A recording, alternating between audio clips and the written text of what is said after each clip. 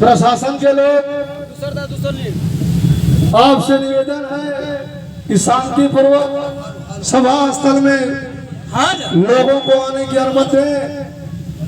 और जो गैलरी में लोग हैं उनको सम्मान पूर्वक पंडाल में करने का काम कीजिए।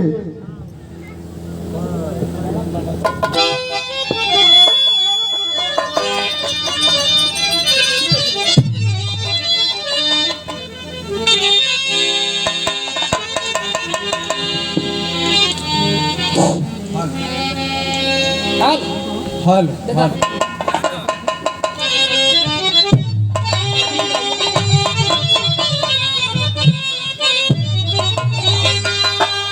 सतगुरु स्वामी दीन बंधु के सदा झुकई बेमात दुखिया ऊपर दया करा जय जय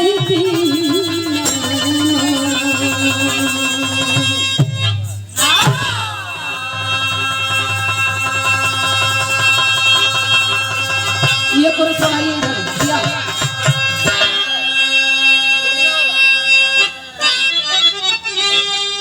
जय जगदम्बे जगत जननी ममता मई तुदानी जी प्रतिबिंब प्रकाश पुंज से हो गए कितने ज्ञानी जी दे दो प्यार अमृत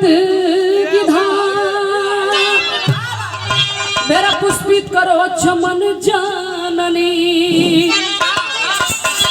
ये सुबासनी प्रियवादनी तुझको मेरा नमन जन